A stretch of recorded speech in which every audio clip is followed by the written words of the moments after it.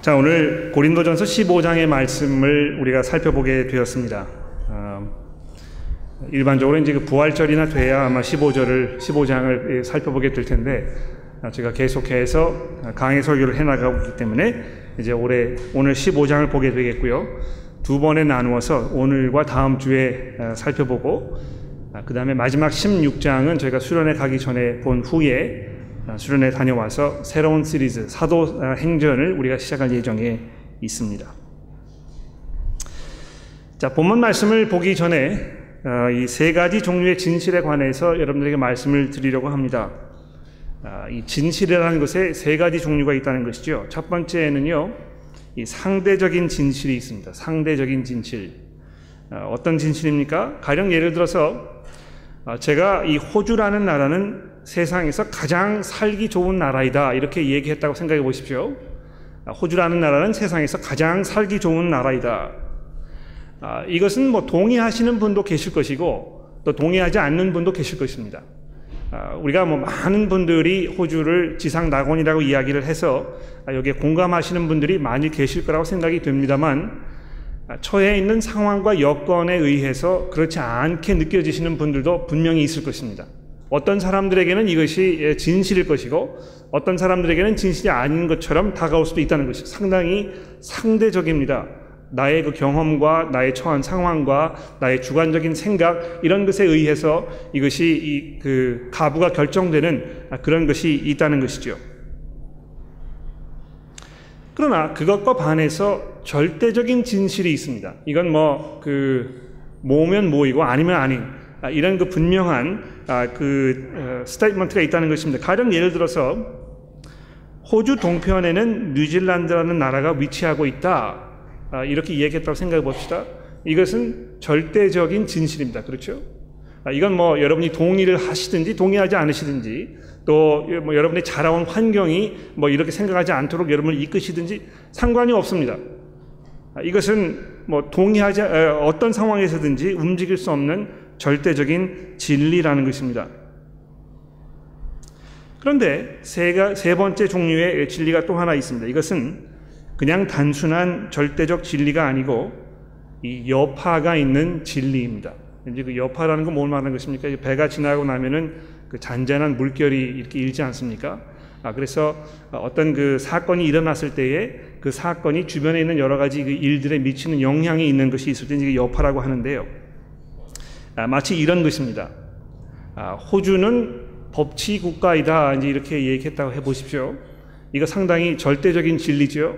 이건 내가 그렇게 생각하고 싶다고 해서 그렇게 되는 것이 아니고, 또 내가 그걸 받아들이고 싶지 않다고 해서 법치 국가가 그만되는 그런 것이 아닙니다. 이건 움직일 수 없는 절대 불변의 진리라는 것입니다. 그런데 그냥 거기에서 끝나는 것이 아니고요. 호주라는 나라가 법치 국가이라면 그 안에 살고 있는 모든 사람들에게 상당한 여파가 있다는 것입니다. 어떤 여파입니까? 그러면 호주의 법을 따라야 한다는 것입니다. 이 호주는 법치 국가라는 그 문장을 우리가 받아들였을 때는 그것에 따라서 우리의 삶이 막대한 영향을 받게 되는 그런 절대적인 진리가 분명히 있는 것입니다. 여러분 생각해 보십시오. 호주 동쪽에는 뉴질랜드라는 나라가 있다 이렇게 이야기를 했을 때 그것이 나와 아무런 상관이 없습니다. 사실은 그렇지 않습니까? 그걸 안다고 해서 내가 더 부유한 삶을 사는 것도 아니고, 내가 그것을 모른다고 해서 내가 손해보는 것도 아니고, 매일매일 살아가는데 전혀 부족하거나 뭐 불편한 점이 없습니다. 그러나 이 호주는 법치 국가라는 이 단어는 그렇지 않다는 것입니다. 이걸 받아들이게 되면 반드시 거기에 치러야 할 대가, 내가 해야 할 책임, 이런 것이 분명히 따르게 되는 것입니다. 오늘 15장에서 이 부활이라는 그 사건에 대해서 사도 바울이 이야기하고 있는데요. 고린도 교회에 부활이 없다고 이야기하거나 이것이 별로 중요하지 않다고 생각하는 그런 교인들이 분명히 있었던 것 같습니다. 그래서 교회에서 사도 바울에게 이 부활의 문제에 관해서 좀 설명해 달라고 이렇게 편지를 보냈던 것입니다. 그래서 사도 바울이 이 부활이라는 문제에 관해서 어떻게 이야기하고 있는지 우리 본문을 좀 살펴보면서 정리를 해보도록 하겠습니다. 첫 번째로 이것이 절대적인 진리라는 것에 대해서 사도 바울이 이야기합니다. 이거는 부활이라는 것은 그냥 부활을 원하고 부활을 바라고 기다리는 사람들에게만 사실이 아니고 마치 호주 동편에는 뉴질랜드라는 나라가 있다는 것과 같이 믿든지 말든지 움직일 수 없는 절대 불변의 이 진리라고 사도 바울이 이렇게 아주 담대하게 처음부터 이야기하고 있습니다. 그러면서 첫 번째 부분에 이것이 그냥 사람이 생각해낸 이런 것이 아니고 그 원래 원천이 하나님께로부터 있는 것이라고 우리에게 설명합니다. 보십시오. 형제들아, 내가 너희에게 전한 복음을 내가 너희에게 알게 하노니, 이 복음이 고린도 교회 여러분들에게서부터 시작됐다는 것이 아니라는 것입니다. 여러분이 이걸 전수받았다는 것이지요. 너희가 받은 것이요 또 그 가운데 선 것이라. 만일 내가 전한 그 말, 여러분이 그 부활이라는 사건을 믿든지 말든지 간에 상관하지 않는다고 이야기하는 것이 아니고 내가 분명하게 이것을 여러분들에게 전해드렸다고 이렇게 이야기하고 있는 것입니다. 또 그것뿐만이 아니고요. 3절 말씀해 보십시오. 내가 여러분들에게 전한 이 부활에 관한 이 진실은 또 내가 만들어낸 것이 아니고 나도 역시 이것을 전수받은 것이라고 이렇게 3절에 이야기하고 있습니다. 내가 받은 것을 먼저 너희에게 전하노니 이렇게 이야기하죠. 그런데 그러면 이것이 어디에서부터 시작이 된 것입니까? 이는 성경대로 그리스도께서 우리 죄를 위하여 죽으시고 장사 지낸 바 되었다가 성경대로 사흘 만에 다시 살아나셨다. 이렇게 해서 이것이 어떤 그 사람들의 주관적인 생각이나 어떤 그 전설이나 이런 그 문화적인 배경에 의해서 일어난 것이 아니고 하나님의 손에 의해서 우리에게 그대로 전해진 이런 것이라고 이야기하고 있는 것입니다. 첫 번째고요. 두 번째로는 이 부활의 사건에 대해서 이 역사적인 객관성에 대해서 사도 바울이 이야기합니다. 잘 보십시오. 5절 말씀해 보시게 되면 예수님께서 부활하셔가지고 게바에게 보이시고 후에 12 제자에게와 그 후에 500여 형제에게 일시에게 보이셨나니, 예수님께서 부활하신 그것을 직접 목격한 사람들이 상당히 많이 있다는 것입니다. 그런데 그 다음에 중요한 부분은 무엇이냐면 그 중에 지금까지 대다수는 살아있다, 이렇게 사도 바울이 설명하고 있습니다. 이 굉장히 중요한 부분이에요. 왜냐하면 지금 여러분들이 그 사람을 찾아가서 만나보고 그들과 대화를 나누어 보면 지금 내가 여러분들에게 전한 이것이 사실인지 아닌지를 확인해 볼 수 있을 것이라고 사도 바울이 이야기하고 있다는 것입니다. 네. 여러분, 그 환상이라든지 이런 것을요, 동시에 한 군데에 있는 사람들이 500명이나 되는 사람이 동시에 똑같은 그 경험을 하는 경우는 없습니다. 그렇지 않습니까? 그래서 실제로 부활하신 예수님을 만나고 직접 목격했던 사람들이 아직도 살아있는데 여러분 가서 그 사람들에게 확인해보고 내가 전하는 말이 사실인지 아닌지 따져보라고 이렇게 이야기하고 있습니다. 그리고 그 후에 야고보에게 보이셨으며 그 후에 모든 사도와 만삭 중에 나지 못한 나에게도 보이셨다고 사도 바울이 지금 자기 명예를 걸고 이야기하고 있는 것입니다. 이것은 그냥 믿든지 말든지 그렇게 생각하든지 말든지 간에 그냥 대수롭지 않은 문제라고 넘어가는 것이 아니고 이것은 저의 명예를 걸고 또 그 자리에 있던 모든 사람들의 명예를 걸고 제가 분명하게 여러분들에게 설명해 드린 것이라고 이렇게 말씀하고 있는 것입니다. 이 절대적인 진실이라는 것이죠. 자, 그런 후에 이 부활의 그 거센 여파에 대해서 사도 바울이 이제 우리에게 설명합니다. 어떤 여파입니까? 첫 번째로 보십시오. 부활하신 예수 그리스도를 만난 사도 바울에게 어떤 변화가 일어났습니까?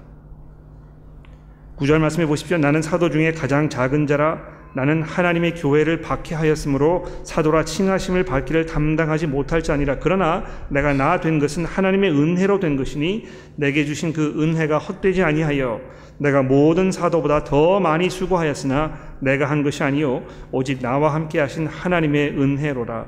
그러므로 나나 그들이나 이같이 전파하며 너희도 이같이 믿었느니라.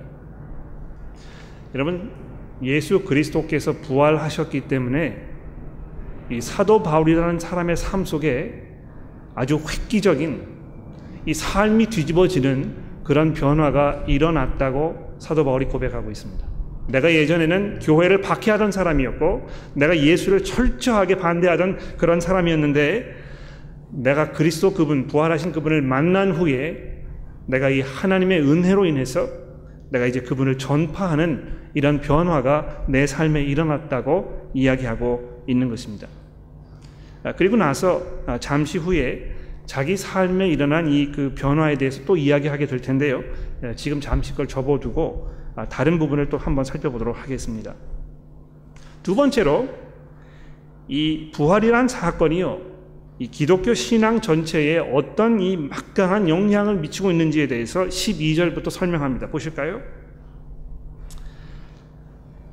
그리스도께서 죽은 자 가운데서 다시 살아나셨다 전파되었거늘 너희 중에 어떤 사람들은 어찌하여 죽은 자 가운데 부활이 없다 하느냐.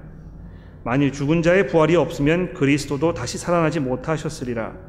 그리스도께서 만일 다시 살아나지 못하셨으면 우리가 전파하는 것도 헛것이요 너희 믿음도 헛것이며 또 우리가 하나님의 거짓 증인으로 발견되리니 우리가 하나님이 그리스도를 다시 살리셨다고 증언하였습니다.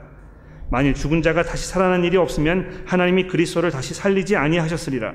만일 죽은 자가 다시 살아난 일이 없으면 그리스도도 다시 살아나신 일이 없었을 터이요 그리스도께서 다시 살아나신 일이 없으면 너희의 믿음도 헛되고 너희가 여전히 죄 가운데 있을 것이요 또한 그리스도 안에 잠자는 자도 망하였으리니 그리스도 안에서 우리가 바라는 것이 다만 이 세상의 삶뿐이면 모든 사람 가운데 우리가 더욱 불쌍한 자니라. 여러분, 이 사도 바울의 이 말씀 이해하시겠습니까? 부활이 역사적인 진실이 아니라면, 정말 예수님께서 실제로 부활하셔서 지금도 살아계시는 분이 아니라면, 첫 번째로 우리가 전파하는 것도 헛것이요 여러분들의 믿음도 헛것이요 하나님을 거짓 증인하는 사람인 것이 되는 것이요 여러분이 여전히 죄 가운데 있는 것이요 또 그리스도 안에 있는 사람들도 망한 것이 되는 것이요 모든 사람들 가운데에서 이 그리스도인들만큼 불쌍한 사람이 없다고 사도 바울이 이야기하고 있는 것입니다. 아마 결론적으로 간단하게 이야기하자면 예수께서 부활하신 것이 역사적인 사실이 아니라면 여러분과 저는 지금 이 자리에서 시간 낭비하고 있는 것입니다. 많은 분들이 그렇게 이야기하세요. 이 예수님 부활하신 것은 육체적으로 부활하신 것이 아니고 그분이 살아 계셨을 때 하셨던 그 행동과 또 그분의 가르침, 삶의 본 이런 것들이 기억으로 사람들의 삶 가운데 남아가지고 그런 그 기억들이 삶 속에서 사람들의 삶의 접목이 되어서 그 사람들의 삶 속에 이 표현이 되었을 때 그때 예수 그리스도의 그 모습이 사람들 가운데 나타나는 그것을 지금 부활이라고 이야기하는 것이다. 이렇게 설명하는 사람들도 있습니다. 혹시 그런 거 들어보셨는지 모르겠습니다. 이 절대로 죽은 사람이 다시 육체적으로 부활하는 것이 가능하지 않다고 전제하기 때문에 이 성경에서 이야기하는 걸 설명하기 위해서 이제 그런 방식으로 이야기하는 것이죠. 그러나 사도 바울이 그렇게 이야기하지 않습니다. 예수 그리스도께서 죽었다가 3일 만에 이 그 썩어졌던 이 육신이 다시 살아나셔가지고 지금도 현재 이 육신의 몸을 입으시고 살아 계신다고 이야기하고 있는 것입니다. 그런데 그것이 그리스도인들에게만 사실이 아니고요.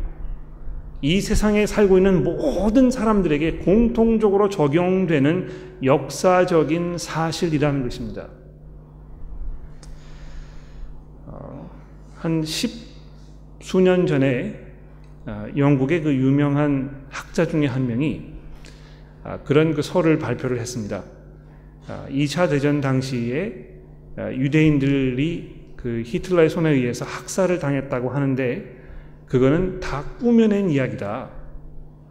절대로 그런 일이 벌어지지 않았었고 모든 증거가 조작된 것이고 또 지금 있는 어떤 그 여러 가지 시설이나 이런 것도 유대인들을 학살하기 위해서 했던 것이 아니고 다른 그 어떤 유대인들에게 일자리를 만들어주기 위해서 세워놓은 어떤 그 공장을 그렇게 이야기하는 것이라 이렇게 주장했던 사람이 있었습니다. 그 사람이 이제 이 고소를 당해가지고 그 형을 치르는 그런 일이 있었는데요.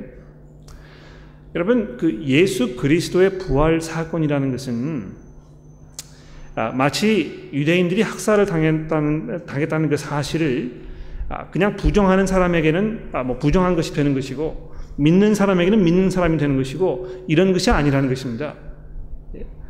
사람이 믿든지 말든지 간에 그리스도께서 부활하셨다는 것은 아주 분명하게 역사적인 증거로 확인될 수 있는 그런 사실이라는 것입니다.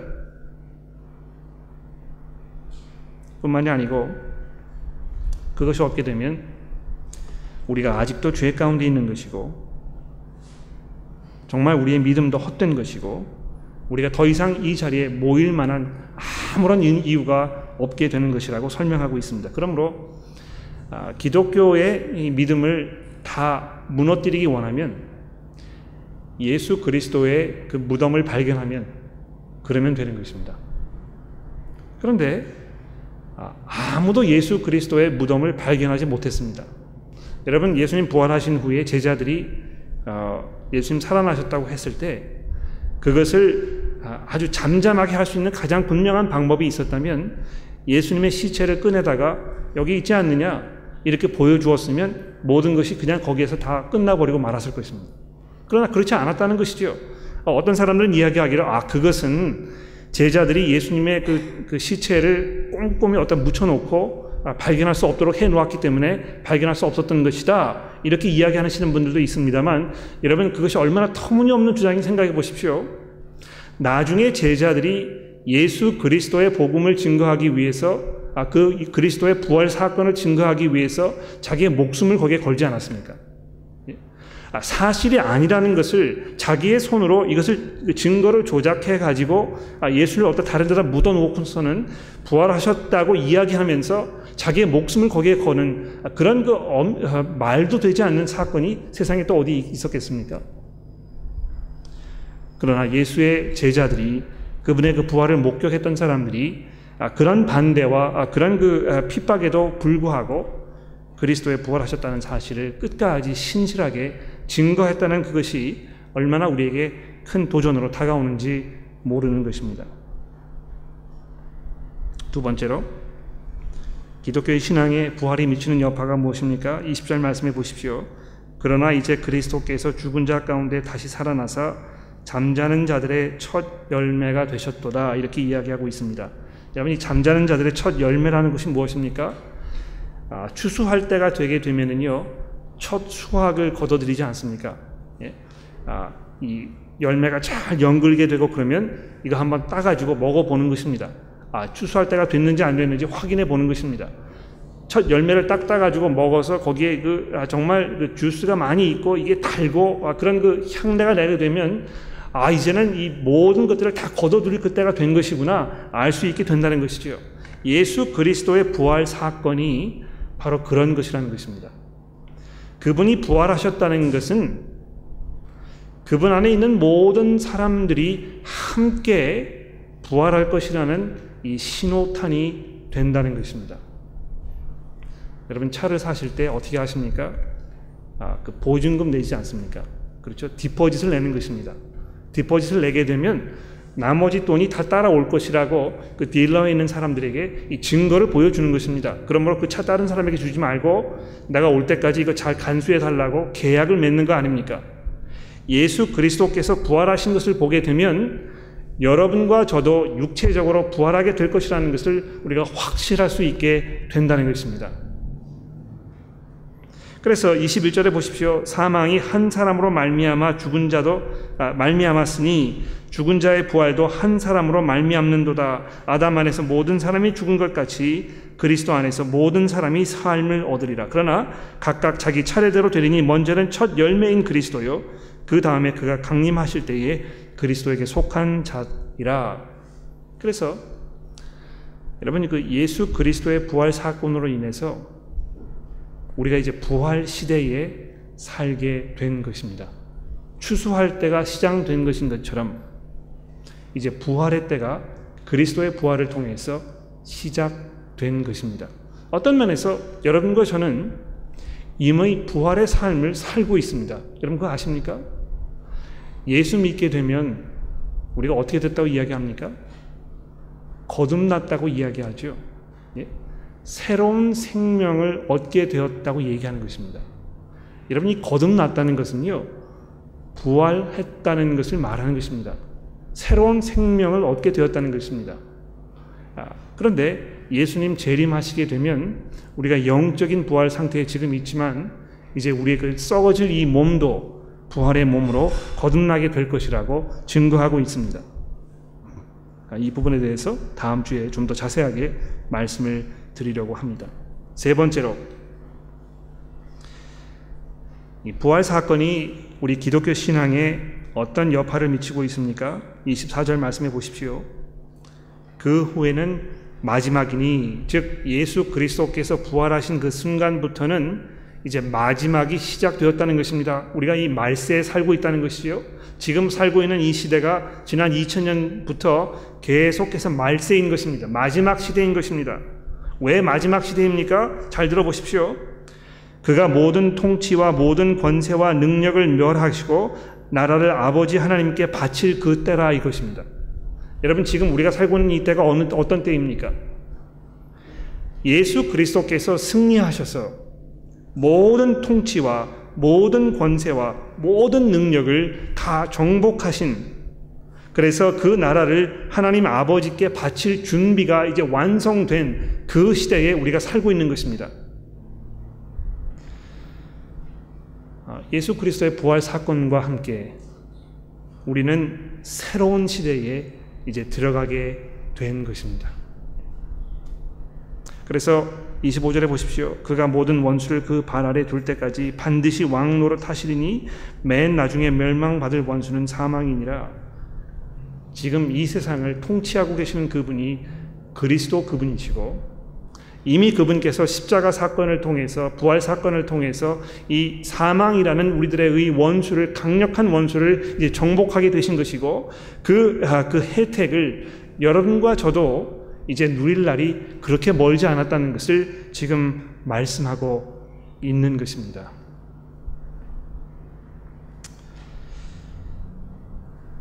그리고 나서 29절 맨 마지막 절에 다시 자기의 삶을 회고하고 있습니다. 자, 이 부분을 잘 들어보십시오.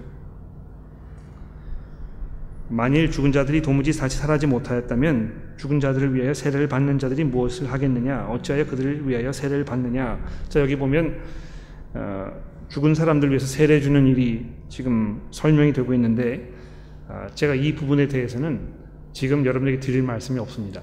왜냐하면 저도 잘 모르겠어요, 무슨 말인지.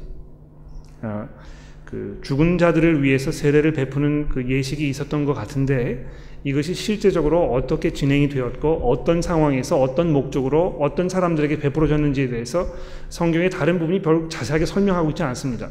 그래서 제가 좀 더 생각해보고 제 성격 정리가 되게 되면 여러분에게 말씀을 드리도록 하겠습니다. 그러나 중요한 것은 이 30절 이후에 있는 이 말씀입니다. 잘 들어보십시오. 또 어찌하여 우리가 언제나 위험을 무릅쓰리요? 사도 바울이 예수 그리스도의 복음을 증거하기 위해서, 그분의 그 부활하셨다는 사실을 증거하기 위해서 거기에 그 목숨을 걸었다는 것입니다. 얼마나 큰 위험을 무릅썼는지 모릅니다. 그래서 이 31절 말씀에 보게 되면 내가 매일 죽는다고 얘기하지 않습니까?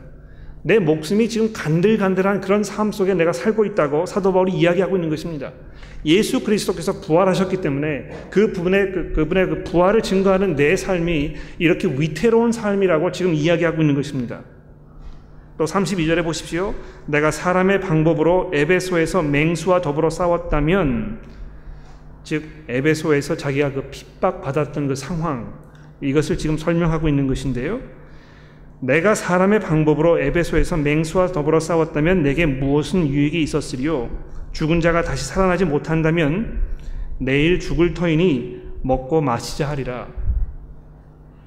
여러분, 예수 그리스도께서 부활하지 않으셨다면, 그래서 여러분과 저도 부활하는 삶이 우리에게 선물로 주어진 것이 아니라면 사도 바울이 이렇게 복음을 위해서 수고하고 헌신하고 희생하는 것이 아무런 의미가 없는 것이고, 오직 우리가 해야 마땅한 삶의 방향은 그저 먹고 마시고 배부르고 행복하고 그냥 흥청망청 사는 것입니다. 여러분, 그 사도 바울이 이야기하는 이 그리스도인의 삶이요, 얼마나 이 극단적으로 양극화되어 있는지 생각해 보십시오.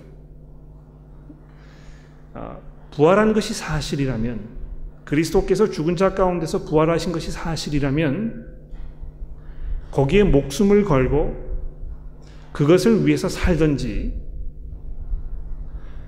그리스도께서 부활하지 않으셨기 때문에 우리가 이 땅에서 사는 것이 우리 삶의 전부이고 그냥 여기에서 모든 것이 끝나버리는 게 맞다면, 그러면 우리는 그냥 행복하게 내가 다른 사람에게 무슨 피해를 주든지 이거 상관하지 아니하고 그냥 나의 이 육신적인 그 행복, 이 만족, 쾌락 이런 거를 그냥 즐기면서 살면 그것이 최고라는 것입니다. 여러분,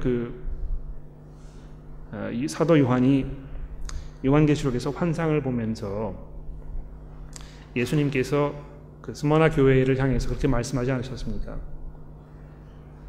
내가 너희를 내 입속에 넣어 보았더니 너희가 뜨겁지도 않고 차지도 않고 그냥 미지근하더라.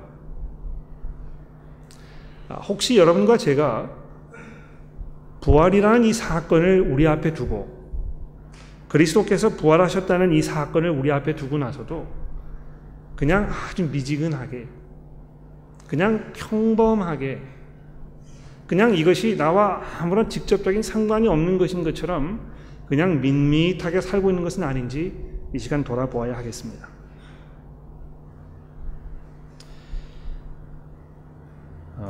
우리가 뭐 어떤 일에 이 목숨 건다는 그런 표현을 잘 쓰지 않습니다.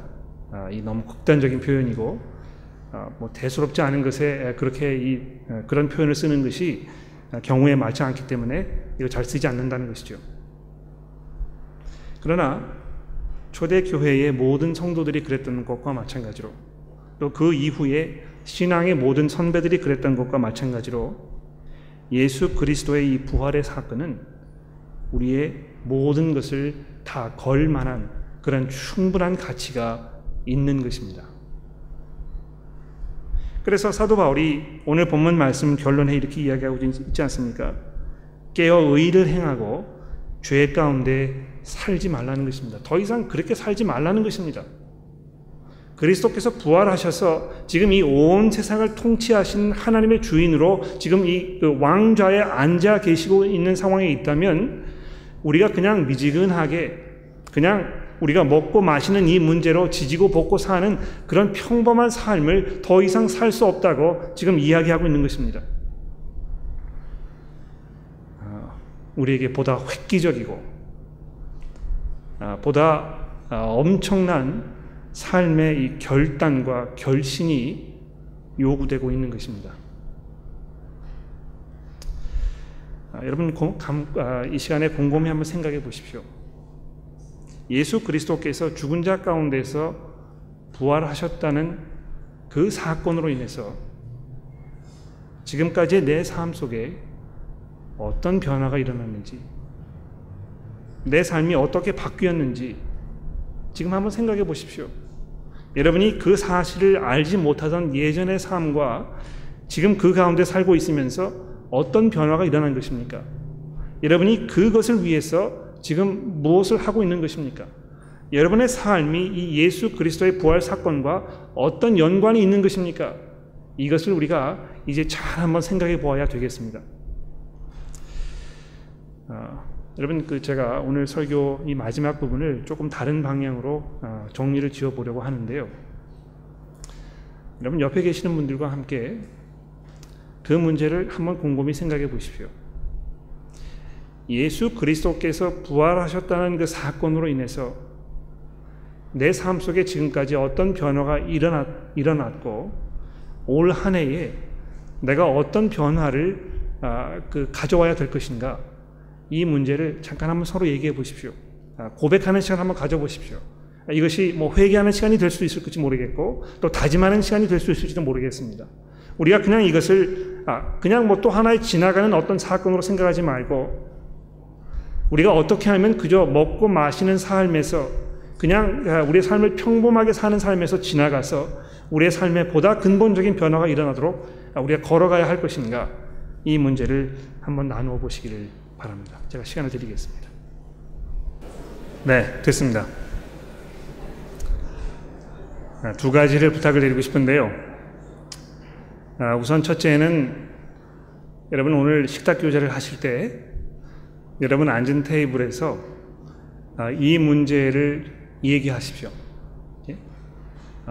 그 테이블에 앉게 되면 서로 눈치를 잘 보시고 내가 오늘 식탁을 어느 식탁에를 가야 좀 의미 있는 대화를 나눌 것인가, 이거 잘 그 저울질을 하셔가지고 좋은 자리를 찾아가서 앉으십시오.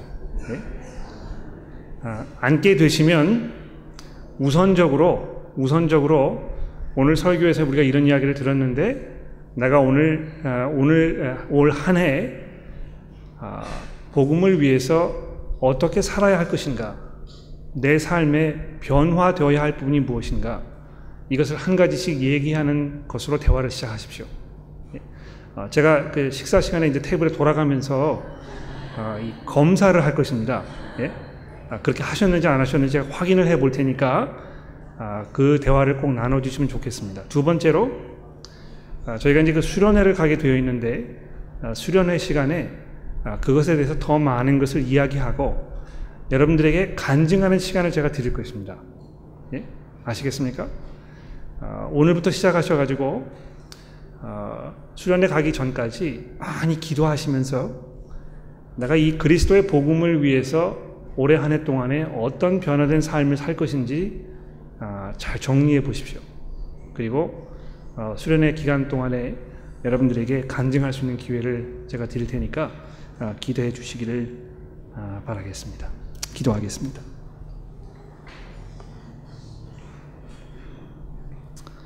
하나님 아버지, 예수 그리스도께서 그냥 무덤에 누워 계시지 아니하시고 하나님께서 그분을 일으켜 세우셔서 이제 죽음을 정복하신 하나님의 온전하신 왕으로 세워주신 것을 저희가 이 시간 다시 한번 기억합니다. 그분이 그냥 영혼으로 또 사람들의 기억 속에 이렇게 살아있는 그런 존재가 아니고 육체적으로 부활하셔서 우리 모두에게 육체의 부활의 이 소망을 가져다 주신 분임을 우리가 기억하면서 이제 우리가 오늘부터 올 한 해의 삶을 시작할 때에 우리가 무엇을 위해서 어떤 방향으로 어떤 희생을 감수하면서 어떤 모습으로 살아가야 할지 저희가 돌아보게 되기를 간절히 기도합니다. 하나님, 교회에서 저희가 모일 때에 그 문제를 집중적으로 생각하며 서로 대화할 수 있도록 도와주시고 우리가 이 문제를 쑥스럽게 생각하거나 외면하지 않고 서로에게 직접적으로 물어보며 또 그것을 생각할 수 있는 여건과 환경을 자꾸 만들어주는 그런 교제의 한 해가 될 수 있도록 하나님 저희를 도와주시기를 간절히 기도합니다. 예수 그리스도의 이름으로 간절히 기도합니다. 아멘.